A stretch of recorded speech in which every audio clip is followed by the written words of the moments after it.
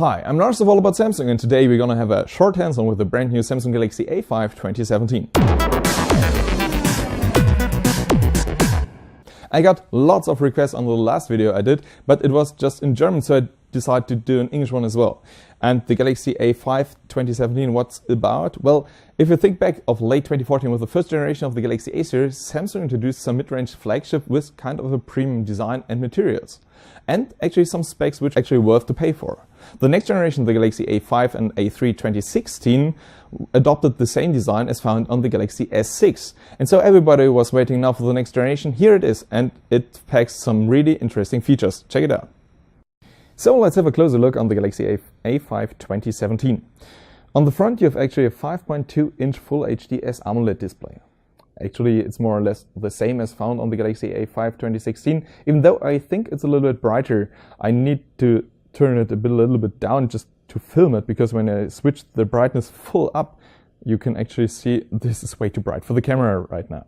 So I'm gonna switch it down a little bit so we can see everything, and we just have a quick look on the design of the device. And when I turn it around, you can see Samsung is using now a feature found on the Galaxy S7 or maybe Galaxy Note 5, you may already know. Because now Samsung is actually using rounded edges on the glass of the backside of the Galaxy A5 and A3 2017.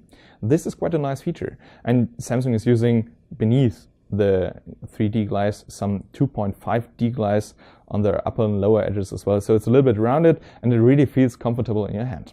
On the backside you can see another feature, because now the camera is almost the same level as the rest of the backside. So now it's not a big camera bump anymore. I really didn't like this feature on the Galaxy A5 2016, and it's almost the same design, as, at least in terms of camera, as found on the Galaxy S7 Edge. Because on the Galaxy S7 Edge you had quite a bigger camera, but it was even though on the same level as the backside, and this is the same on the Galaxy A5 2017. And there is something more you have to know, because here I have the black color option. It's called Black Sky, and I really do like it, even though the black color option normally with the glass backside is quite problematic in terms of fingerprints, because glass, it really is bad for fingerprints and feels a little bit, well. So there are two other color options actually available at the start. This is the blue mist color option on the Galaxy A3, and it'll be available on the Galaxy A5 as well. It's a little bit blue, and it depends on the light actually falling on the device. If you have a really bright light, it's almost white, even though there is no white color option on the Galaxy A5 and A3 2017. It's a bit strange actually. And there's another color option called Gold Sand. Well, it's really gold, and I would say it's a bit special. And there's a fourth color option, but it'll be only available through the online store in Germany at least. It's a kind of a peach pink color option. I didn't see this one, so I just can't say anything about this. When you turn the device a bit, you will notice that now the bezel actually and the frame is in the same color like the whole device. So on the black color option now you have a black frame, and it really looks gorgeous. I mean, it looks kind of a badass device. Now you have a black frame with a black backside and black front. This is really nice. And I really do like it on the blue color option as well. I'm gonna show it to you on the Galaxy A3, because this is just what I have here in this color. So you have a blue backside and kind of a bluish metal frame as well. And I really do like that Samsung did this slight design feature, because it really looks nice. On the front, you're gonna notice the display I already showed you, and some buttons, because you have some buttons. You have the home button actually with the fingerprint sensor, and left you have the multitask button, and right you have the back button. So this is the design. Well, not in total, because on the left side you have two buttons, the volume buttons, and on the right you have a power button, but something special. What is this about? Well, on the downside you can see Samsung is using USB Type-C interface and a 3.5mm jack. This is nothing special, but there is something missing. Actually, when you compare the Galaxy A5 2017 to the Galaxy S7, you're gonna notice that Samsung is using on the Galaxy S7 some speakers on the downside of the device. They're missing on the Galaxy A5 2017 and on the Galaxy A3 2017. And when you turn the device around, you're gonna see that the speaker is now on the right side of the device. It's just slightly above the power button, and this is kind of a strange decision, because just have it on one side, so it's not a stereo speaker. You don't have a speaker on the left side. And at first I was like, okay, this is strange, but actually when you think about it, it might be a good idea, because normally you're just holding the device like this, so you're blocking any speaker down here, or you're holding the device like this for gaming or something, and then you're blocking the speaker down here. Using the speaker here, it might be not that often the case that you're actually blocking the speaker. A feature actually missing is the notification LED. When you're going into the settings, you're gonna notice that there is no option actually to do notifications on for LED, even though it's not available in the display option as well. So there is no LED charging light or notification light up there. And some people would say this is a flaw, but for me, actually, I'm fine with this, because when I switch the display off, you're gonna see Samsung is now using the same always-on display they used on the Galaxy S7 before, and I really do like the feature. Under the hood, you have a 3000 milliamp battery, so it's quite a big battery, and it should totally be fine with the always-on display, and so you can see the notifications even though you don't have a notification LED.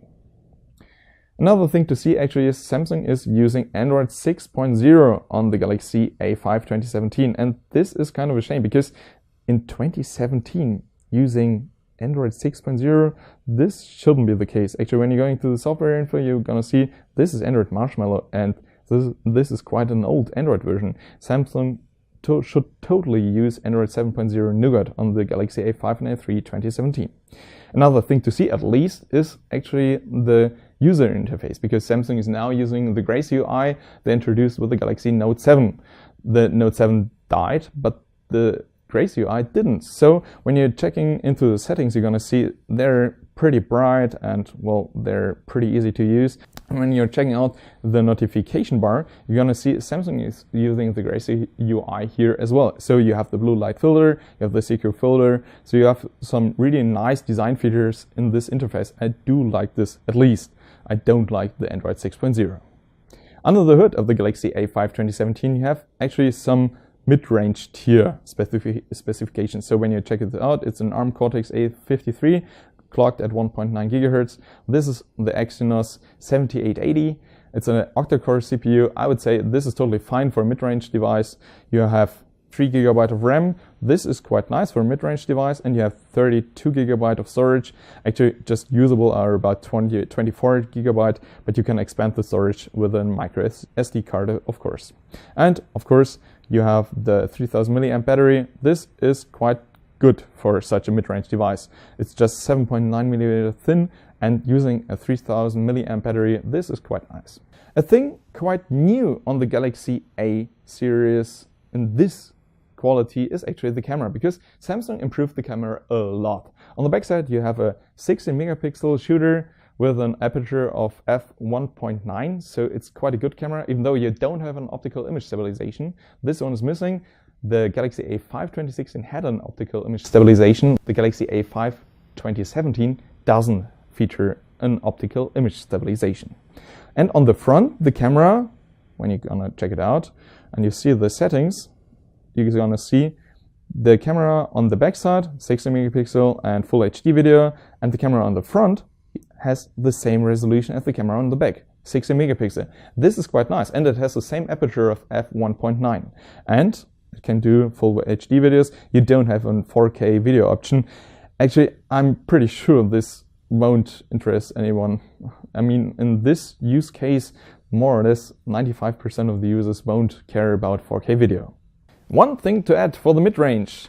Well, you have some nice materials, and another feature Samsung adopted from their flagship devices, because on the Galaxy S7 and S7 Edge, Samsung used an IP68 certification, so it's waterproof. And on the Galaxy A5 and A3 2017, Samsung is using the same. It's IP68 certified, so you can drop it into the water 1.5 meter deep for 30 minutes, and it should survive, at least if it's just normal water and not salt water or anything like this. This is quite nice to see that Samsung is actually using IP68 in their mid-range class. So this was our hands-on of the brand new Samsung Galaxy A5 2017. I think what Samsung doing here is quite nice, because adopting the edged glass backside is really nice. It makes the A5 2017 fits comfortably in your hand. It's really nice in your hand. The cameras are good. I would say they're pretty good for the mid-range actually, and that Samsung is using now an IP68 in a mid-range device is also quite nice to see. And the always-on display is a nice feature. Actually, I'm not a big fan of it, but the battery of 3000 milliamp is quite big, and so you can use some notifications on the display. You don't need a notification LED. So I think the little flaw of the missing notification LED is okay because you have the always-on display. So this was our hands-on. If there are any questions regarding the Galaxy A5 2017, just let me know below in the comments. I'm Lars, all about Samsung. See you next time. Bye.